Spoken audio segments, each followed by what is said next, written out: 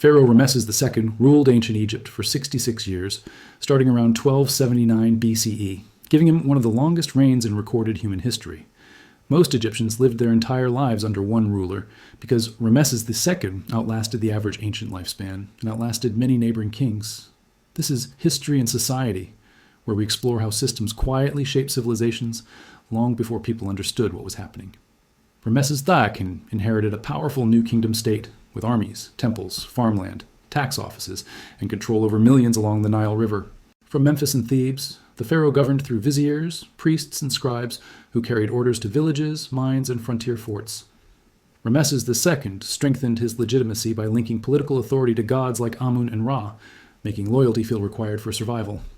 At Karnak Temple in Thebes, stone reliefs showed the king beside Amun, presenting Ramesses II as a partner of divine power.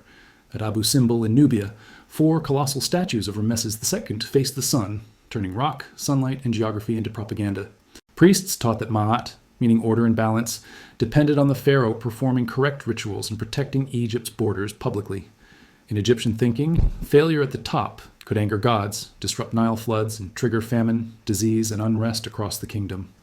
Ramesses II built a new royal capital called Pi Ramesses in the eastern delta, closer to Asia, trade routes, and military roads.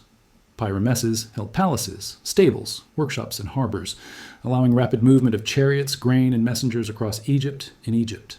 Scribes recorded taxes and grain and labor, and those records funded temples, soldiers, and huge building projects ordered by Ramesses II. Officials used corvée labor, forcing seasonal work from farmers, to move stone blocks, dig canals, and expand temple complexes nationwide. The pharaoh's image appeared everywhere, on stelae, obelisks, and gateways, so subjects repeatedly saw one face tied to national order. Ramesses II's reign included major wars in the Levant, where Egypt competed with the Hittite Empire for cities like Kadesh. Around 1274 BCE, Ramesses II fought the Battle of Kadesh near the Orontes River against Hittite forces led by King Muwatalli II. Egyptian inscriptions claimed heroic victory, but modern historians see Kadesh as a costly stalemate that proved neither empire could dominate alone. After Kadesh, Ramesses II kept campaigning in Canaan, taking forts and demanding tribute from towns along the coastal roads regularly. These campaigns protected Egyptian access to timber, copper, and trade, keeping elite construction and weapon production supplied each season, or also reinforced legitimacy, because temple scenes showed the king smiting enemies, linking military success to divine favor for decades. In Thebes, the Ramesseum mortuary temple displayed battle reliefs, telling Egyptians the pharaoh defeated chaos and protected Ma'at at scale. Ramesses II married Nefertari, a prominent queen, and her tomb in the Valley of the Queens was painted with gods and texts. Royal marriages also served diplomacy, because later Ramesses II married Hittite princesses to stabilize relations after decades of conflict openly. Around 1259 BCE, Egypt and the Hittites signed a treaty under Hittite King Hattusili III, one of the earliest known peace treaties.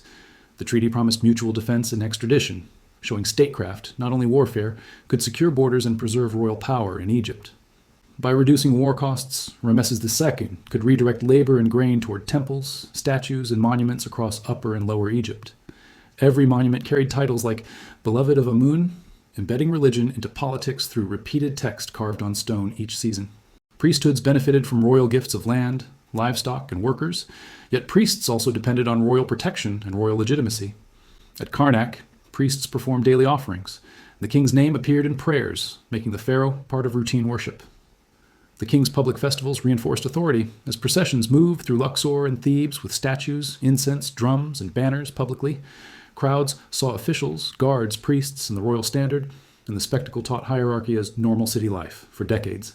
Ramesses II also used law and administration, appointing officials who collected taxes, settled disputes, and enforced royal decrees at scale. Royal decrees were written on papyrus and sometimes carved on stelae, giving commands durability beyond one messenger's voice in public. Scribes trained in schools, learned hieratic script, and produced accounts that tracked grain, cattle, and labor quotas for temples on stone. The village of Deir el-Medina housed tomb workers, and its ostraca show payments, strikes, and daily logistics under Ramesses II. Deir el-Medina workers received rations in grain, beer, and oil, proving the state could manage large specialized labor forces. When rations failed later under other kings, strikes occurred, showing how supply systems affected loyalty and stability across all Egypt. Ramesses II maintained order by rewarding elites, giving titles, land, and gifts to officials who kept provinces functioning. Elite tombs near Thebes display banquets, titles, and gifts, showing power flowed to officials who kept taxes, courts, and labor running smoothly. The pharaoh's divine image made succession feel automatic, because kingship looked like a sacred office that must continue, not a job to contest. Ramesses II produced many heirs, and temple reliefs list dozens of princes, signaling a planned dynasty built to avoid sudden power vacuums. As the reign stretched on, Jubilee festivals staged the ruler's vitality in public, turning aging into a controlled message of strength. Doctors, embalmers, and priests preserved Ramesses II's body, and modern analysis shows arthritis, proving the divine image rested on human limits. If this mini-lesson clarified how long rule stays stable, tap-like, and I will keep breaking history into clear systems and facts. Egyptian art portrayed Ramesses II with youthful features, even late in life, to keep authority visually consistent for subjects. In Nubia, Egyptian forts and temples projected control, and tax collection from gold mines supported royal spending and priestly wealth. In Sinai, expeditions mined turquoise, and inscriptions recorded royal sponsorship, connecting distant resources to the pharaoh's central power nationwide. Trade ships on the Mediterranean brought goods, and officials managed ports, linking external commerce to internal stability under Ramesses II. The king's army relied on chariots, horses, and trained crews, and stables at Pi Ramesses supported rapid response to threats publicly.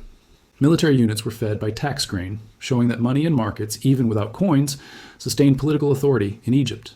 Religious ideology explained that the pharaoh maintained cosmic balance, but practical logistics kept temples staffed and soldiers supplied. Mahat was taught through stories, hymns, and courtroom imagery, including the feather used in judgment scenes of Osiris, openly. When courts punished criminals, officials framed justice as restoring Maat, tying local order to the pharaoh's wider sacred duty. The king also controlled time because calendars set festivals, work schedules, and tax collection seasons across Egypt's agricultural cycle. During Nile inundation, farmers worked on state projects, and the corvée system turned flood downtime into construction labor for decades. Large stone quarries at Aswan provided granite, and transport barges moved blocks north for obelisks and statues ordered by Ramesses II. At Luxor Temple, the pharaoh expanded gateways and courts, turning architecture into a public statement of presence and permanence publicly. At Abydos, Ramesses II built chapels and inscriptions, linking himself to earlier kings and claiming continuity with Egypt's deep past. Kingship propaganda often named enemies like Libyans or Asiatics, making outsiders represent chaos that the pharaoh must defeat each year. This outsider threat narrative unified Egyptians because defending the Nile Valley felt like defending home against disorder and invasion directly. Ramesses II also used diplomacy, sending letters and gifts and maintaining alliances that reduced surprise wars on multiple fronts clearly. The Hittite treaty included a silver tablet version, showing how written agreements became tools of power in the ancient Near East. When people saw treaty language carved or copied, the idea of order extended beyond Egypt, strengthening the pharaoh's image as a world ruler.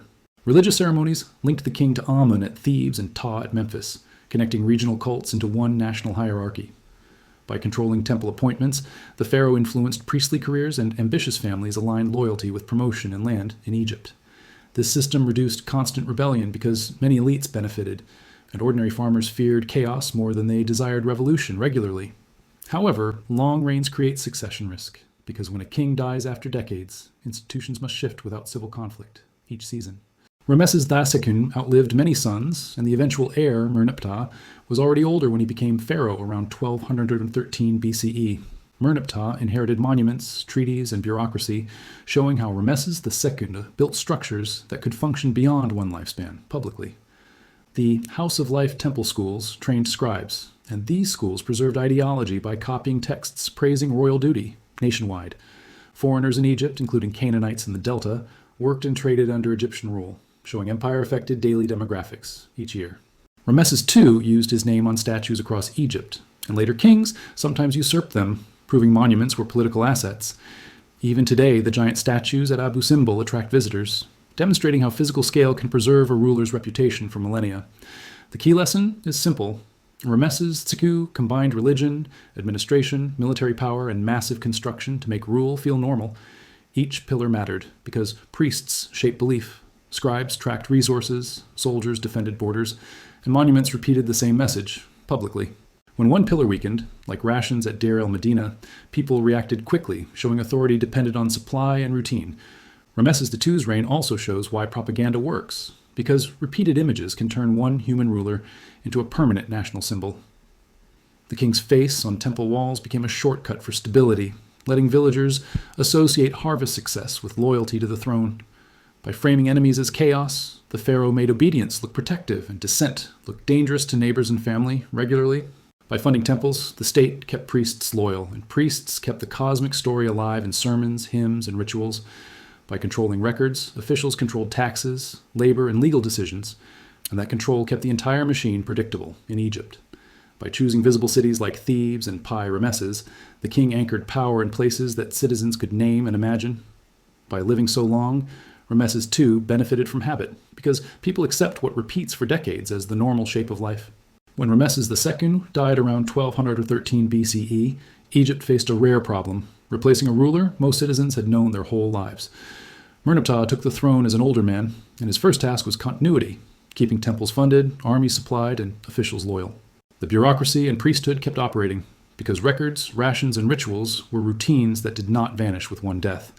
Over time, the new kingdom still weakened, showing long rule cannot stop drought, border pressure, and costly wars forever alone.